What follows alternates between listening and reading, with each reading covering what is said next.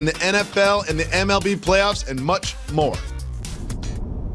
Coming to you live from Pier 17 in the South Street Seaport District of Manhattan, and brought to you by Heineken. Welcome back to Jalen and Jacoby.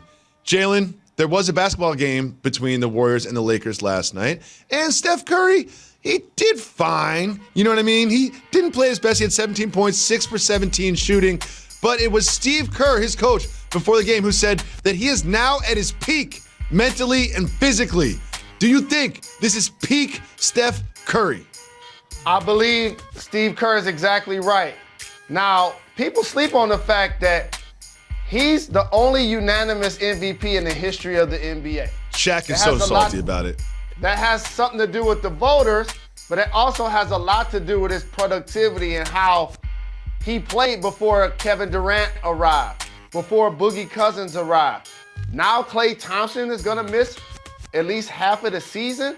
Steph Curry, the reason why we recognize him as the greater shooter with range in multiple categories, off the catch, off the dribble, off screens, from beyond half court, people contest Steph Curry because there's a chance that it could go in. He's efficient, flirting with 50, 40, 90 consistently. He's going to be scoring the ball at such a high clip in such a short period of time. It's going to be fascinating to see him put up those numbers this season. Potentially, it'll be another MVP campaign for Steph. But Jalen, I want to talk about rookies, and understandably so. The media, especially, is so laser focused on Zion Williamson that they might be missing out on one of the best rookies.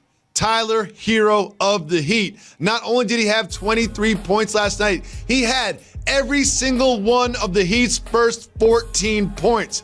Jalen, what do you see from Tyler that you like? Those that watch this show already heard us have this conversation. We were going to talk about Jimmy Butler, right?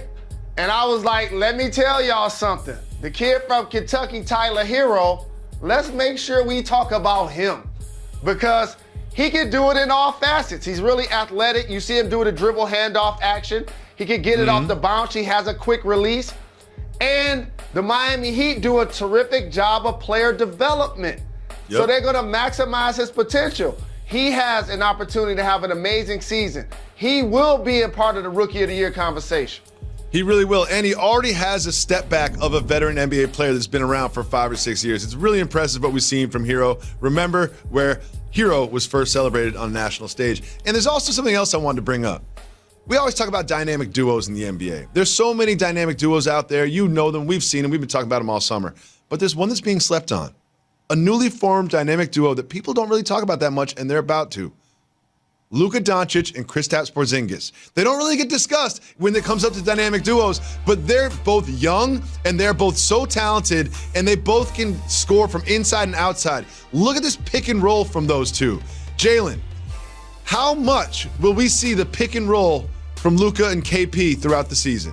So this is a modern day version of Steve Nash in Phoenix playing like an MVP and Dirk in Dallas also playing like an MVP that they broke up too early. Okay. So now you get both of these guys pre-prime. Okay, they're still very young. Luka's only in his second year, and people sleep on how tall he is for his position. He's 6'7". Dribble, pass, and shoot, toughness finishing at the basket, clutch late in the game. And Kristaps Porzingis is not 7'1", 7'2". He is 7'3", with the ability to step behind the three-point line and effortlessly knock down threes. I've said this for the last handful of months. There are going to be like 3 or 4 players in the league this year that average 20 points and at least 2 blocks.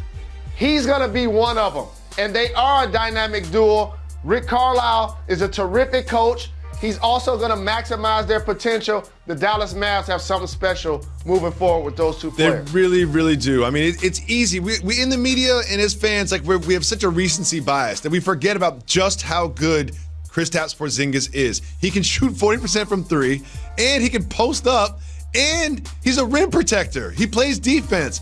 I'm so happy that he's healthy, and I want to see him and Luka Doncic team up. they're going to be one of my League Pass teams.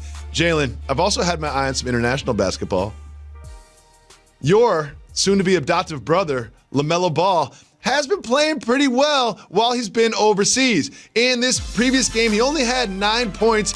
He had 5 dimes, but he did it loudly. We remember that play, but he's really been doing his thing down there in Australia. Is he going to play his way into like a top 3 selection in the draft? Absolutely, and his journey is so very unique that you would think just in a vacuum that players would be able to copy his role. But if you think back to his role, it was really long ago when he was a sophomore in high school scoring over 90 in the game.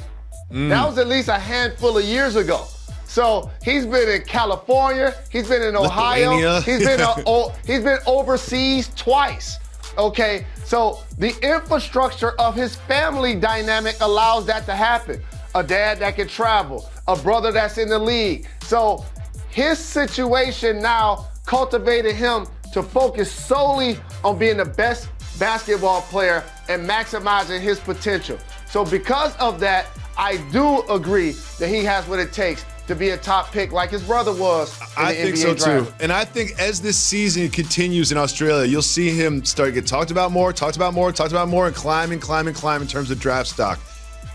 Jalen, you are a Gentlemen's Club Hall of Famer, but we're going to be joined by an actual Hall of Famer in studio right after this.